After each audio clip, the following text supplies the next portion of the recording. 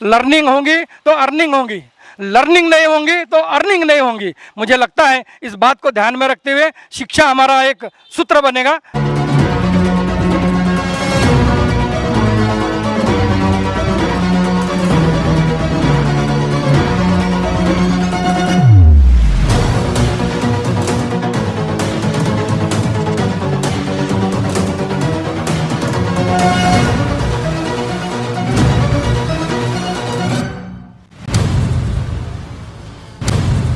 मी नंदेश्वर किशोर पांडुरंग, बहुजन समाज पार्टीचा अधिकृत उमेदवार, प्रभाग क्रमांक 1 ड मधून निवडणूक लढवित आहोत। आदरणीय बहन कुमारी मायावतीजी, प्रदेश नेतृत्व सुनील डोंगरेजी आणि माझ्या सगळ्या पदाधिकाऱ्यांनी आमच्यावर विश्वास टाकलेला आहे आणि आम्ही जनसमस्येला धरून ह्या प्रभागामध्ये प्रचार करत आहोत।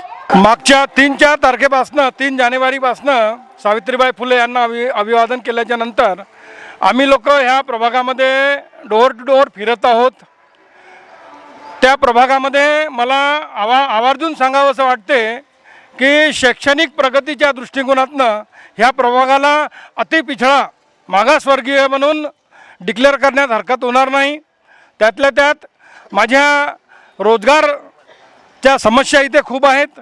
युवा वर्ग व्यसनाधीन होताना मला दिसत आहेत आणि स्वास्थ्याच्या दृष्टिकोनातनं तर प्रश्नच नसावा, कारण अधिक घरी जर गेल्याच्या नंतर असं वाटलं की त्यांना पॅरालिसिस, फीवर, डेंग्यू, मच्छर हे मी प्रत्यक्ष आणि मी व्हिडिओ पण करून ठेवले आहे पर्सनल लेवलवर। जर मला कोणी चॅलेंज करत असेल तर मी त्यांना दाखवू शकतो की तुमच्या ह्या प्रभागामध्ये किती स्वास्थ्यविषयक, रोजगारविषयक, शैक्षणिक विषयक आणि त्यातल्या त्यात महिला बाजारपेठेला जातात, बाजारपेठेंची कशी अवस्था आहे हे ह्या प्रभागाची वास्तविकता आहे।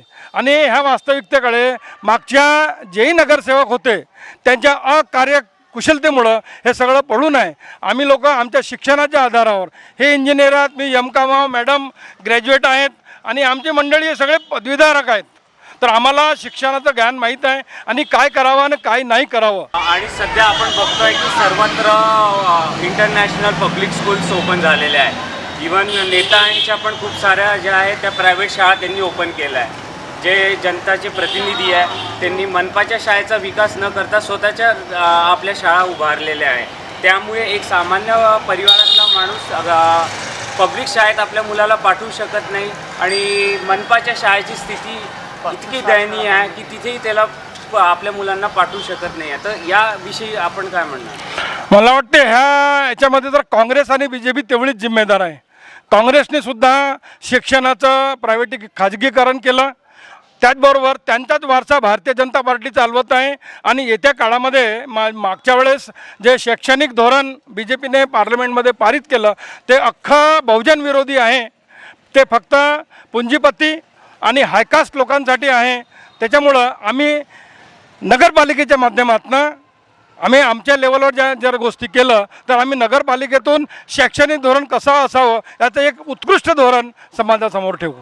आपण बघतो की मोठे मोठे पक्ष आहे, जसे जे पक्ष खूप मोठ्या राष्ट्रीय स्तरावर आहे ते कार्यकर्त्यांना उमेदवार बनवण्याऐवजी उमेदवार इम्पोर्ट करतात। VIP कॅन्डिडेट सध्या नगरसेवकाच्या इलेक्शनमध्ये उभे झालेले आहेत आणि एकीकडे आपण बघतो की BSP जी राष्ट्रीय पार्टी असून ती एका कार्यकर्त्याला उमेदवार बनवते। तर एक कार्यकर्ता उमेदवार बनल्यानंतर जेव्हा निवडून येतो तेव्हा त्याचे प्रमुख प्रायोरिटी काय राहतात? ते कार्यकर्त्यांना सन्मान देणे। BJP काँग्रेसमध्ये आयात केलेले उमेदवार राहतात, परंतु बहुजन समाज पार्टी राष्ट्रीय पार्टी असूनही एकमेव अशी पार्टी आहे जिथे कार्यकर्त्यांचा प्रामाणिकतेने सन्मान होतो आणि हे प्रामाणिक कार्यकर्ते समाजासोबत जोडलेले राहतात। किंवा मागील 5-6 वर्षापासून जेव्हापासून आम्हाला कॅडर कॅम्पच्या माध्यमातून शिकवल्या जाते, आम्ही त्या प्रशिक्षणातून तयार झालेले कार्यकर्ते आहोत आणि सामाजिक संपूर्ण जाणकारी आहे। आम्हाला असं वाटते की या सामाजिक जाणीवेतून आम्ही सोशल रिस्पॉन्सिबिलिटीचा डिस्चार्ज करू आणि आमचा एक निर्धार आहे, सामाजिक परिवर्तन आणि आर्थिक मुक्ती आंदोलन हा आमचा धोरण आहे। सगळ्यात शॉर्टमध्ये विचारायचं झालं की निवडून आल्यावर सगळ्यात प्रमुख 2 असे मुद्दे जे आपण हाताळणार? आम्ही शिक्षा, स्वास्थ्य, रोजगार युवकांसाठी लायब्रऱ्या, महिलांसाठी बाजारपेठेची चांगली सुविधा व्हावी, हा आमचा प्रामुख्याने अजेंडा राहील.